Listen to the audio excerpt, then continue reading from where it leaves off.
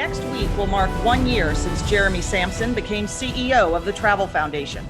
He leads the organization's global work with governments and businesses to maximize the benefits and minimize the harm of travel and tourism on people and the environment. Prior to joining the Travel Foundation, Jeremy held a variety of leadership roles in sustainable tourism at NGOs, destinations, industry, and academia. Welcome to Phocuswright Europe, Jeremy. Thank you very much, Mitra. Before I get started with my presentation, I'd like to call your attention to a quick poll that we're running. If I understand correctly, it should be to the right of your video in the poll tab.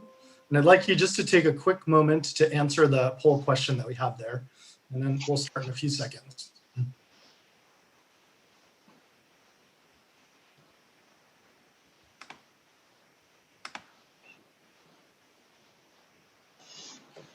Okay.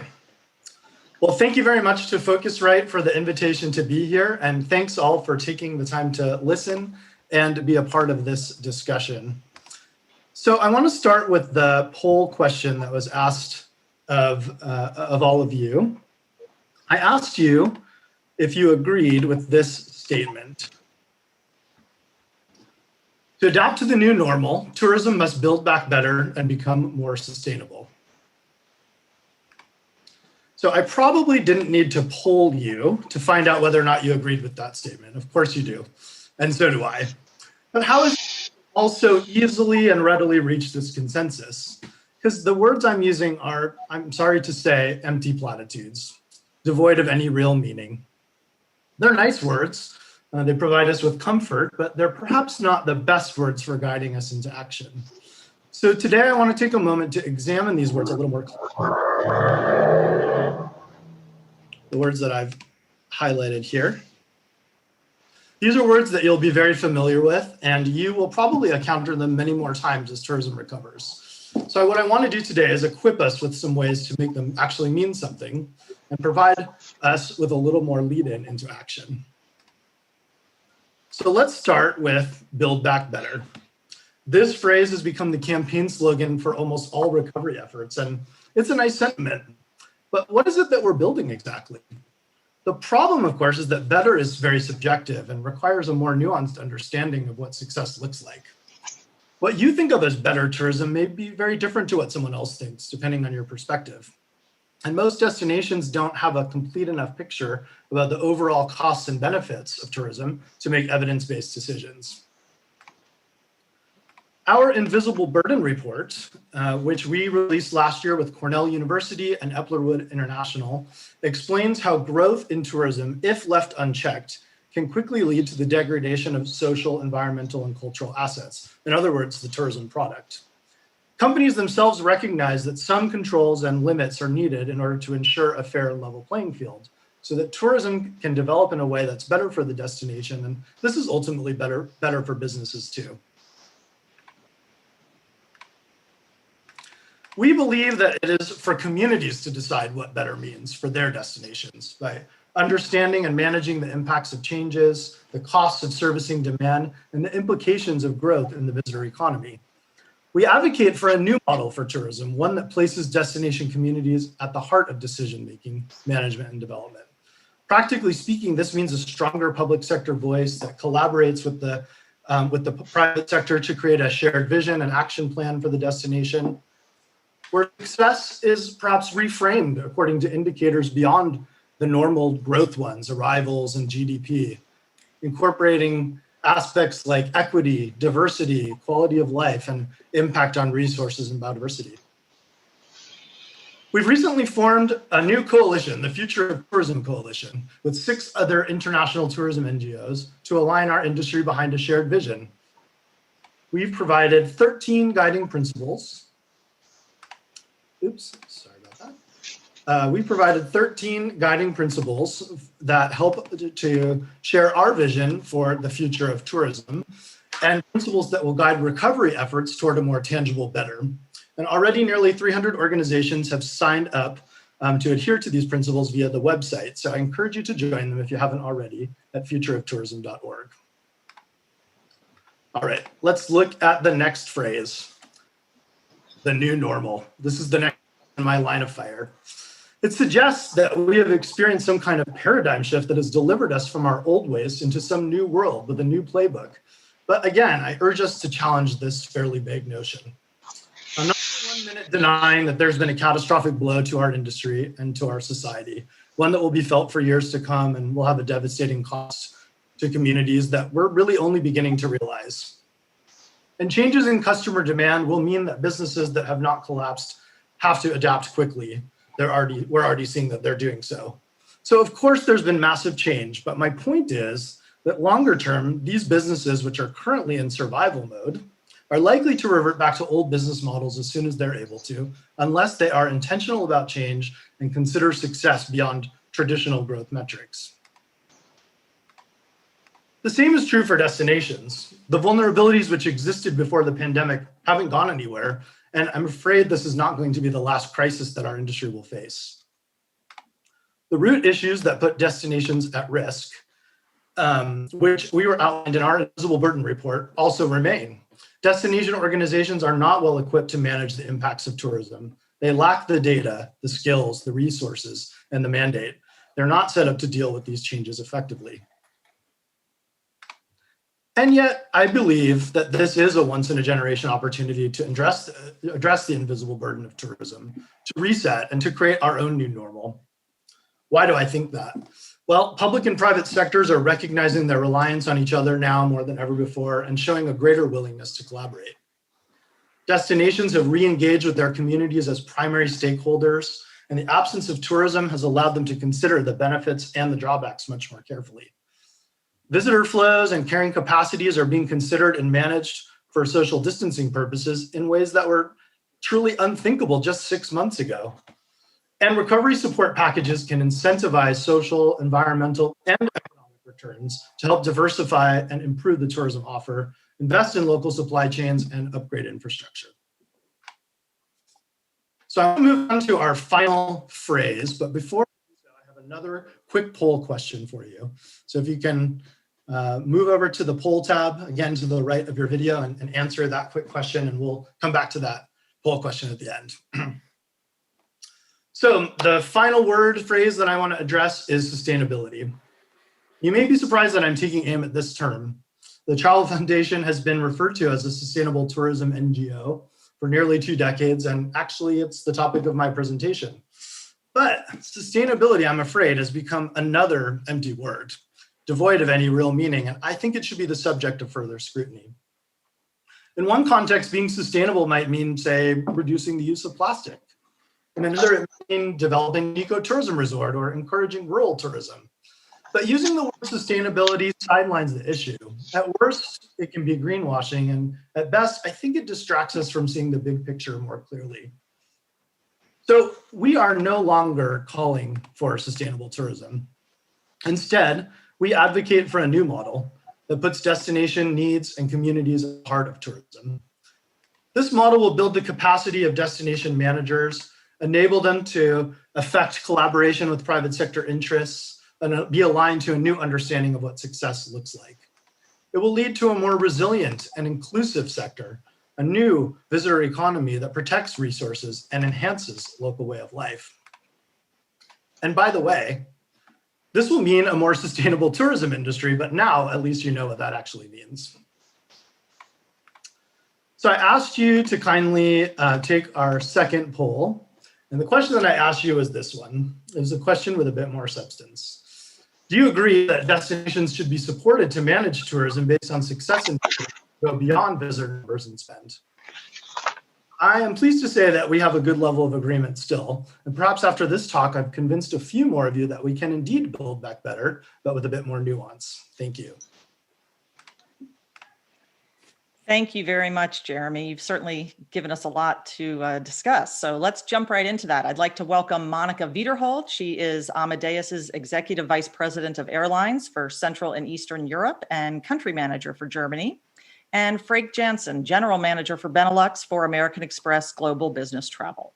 So Monika, why don't you get our discussion going with your first question? Thank you, Mitra, and thank you for having invited me. So In our emergency response, let's say the last month, I think we have seen a new level of solidarity, of collaboration. And what we did in Amadeus, putting in voluntary days, trying to help the industry with short-term technical solutions. I think we have seen this solidarity and collaboration in a lot of different parts of the industry.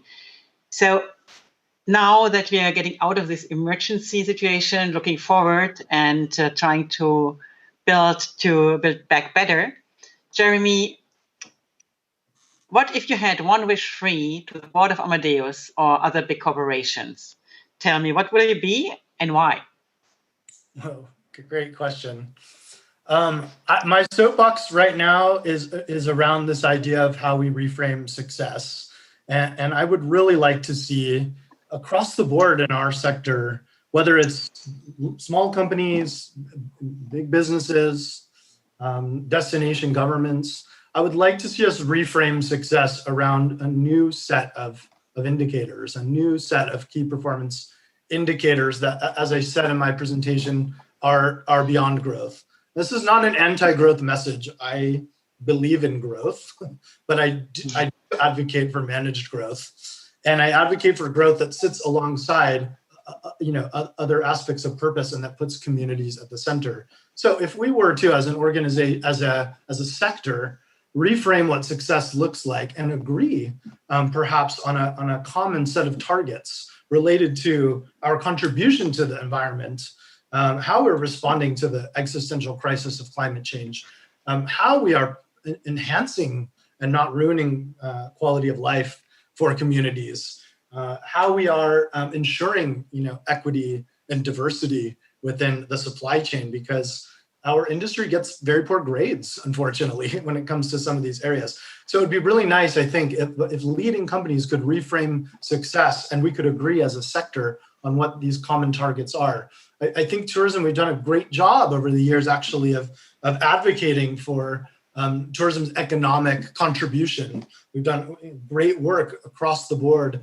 on demonstrating that tourism can be a force for good. But I think sometimes this is cannibalized by the impacts and the burdens that perhaps are not as well understood. So if we could do a really good job of being transparent about these issues and really demonstrating these positive aspects in a more holistic way, I think we would make tremendous strides as a sector, and really this would come back to our most important audience, which are the travelers, and the trends that I see many companies already doubling down on are around local, around concern for the environment, around concern for communities. So I think this would make good business sense as well.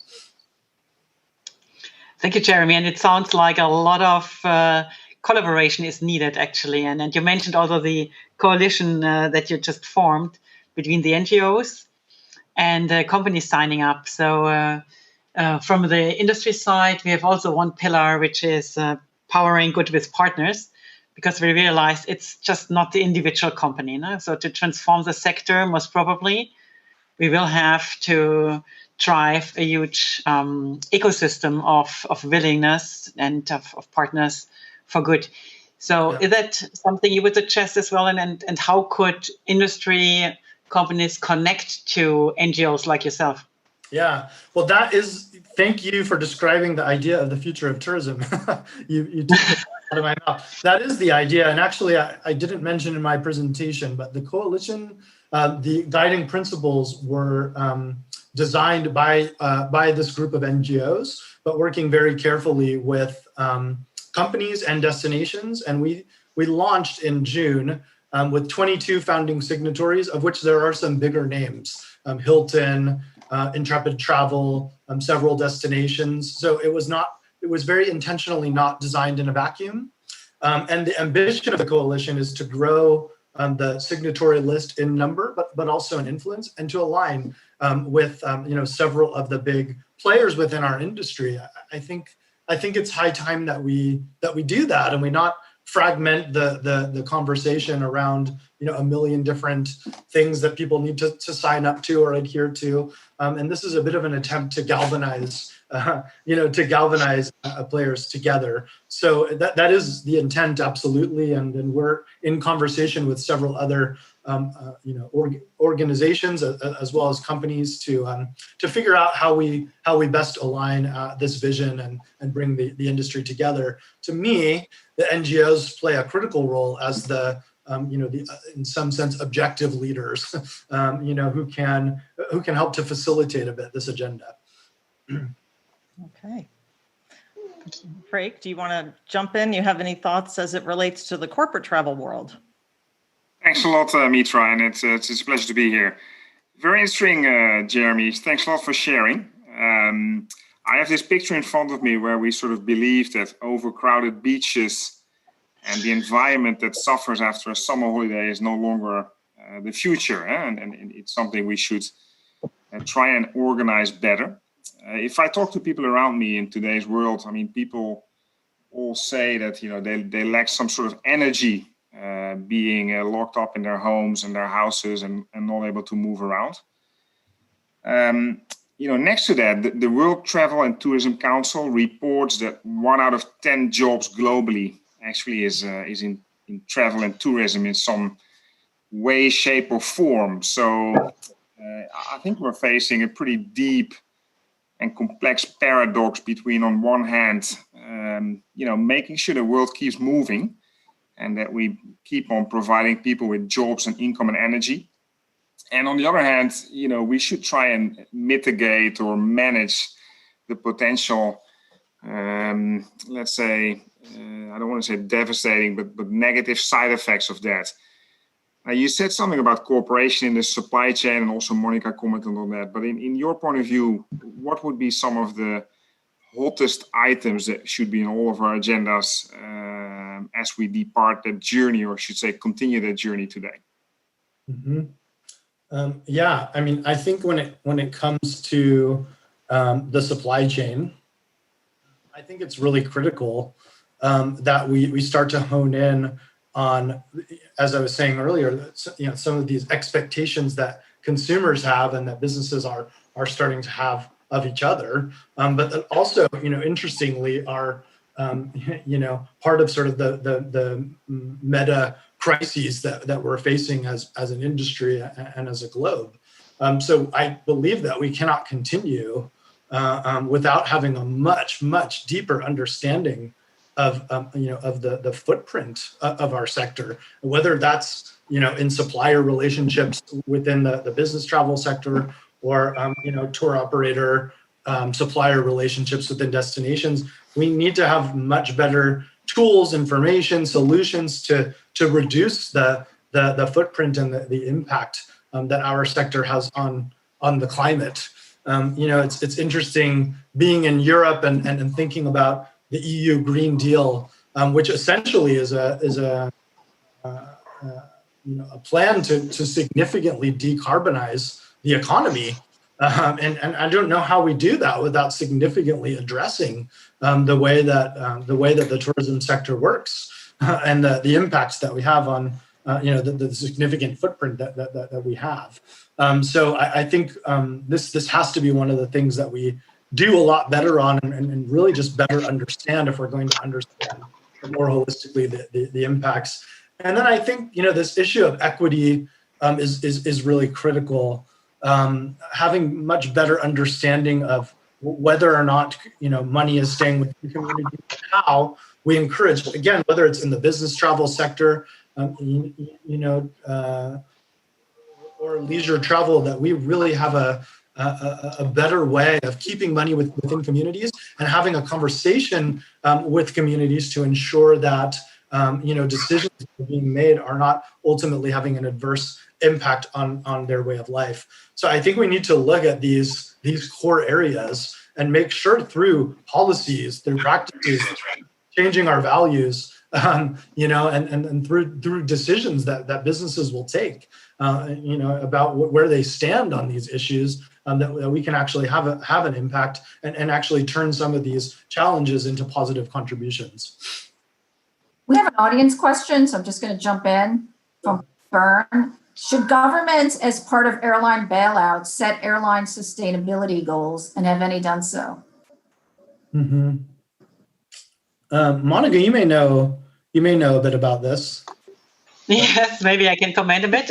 We've seen this indeed, for example, that governments would impose restrictions on short-haul traffic for airlines. So that was, we've seen this in a few countries, that short-haul air traffic has to be replaced basically by rail.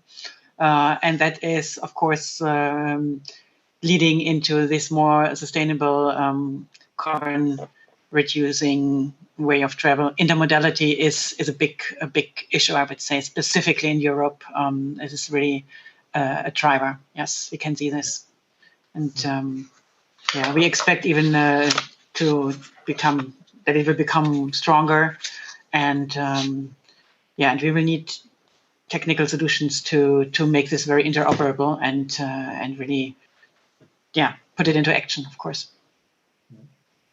I'm absolutely in favor.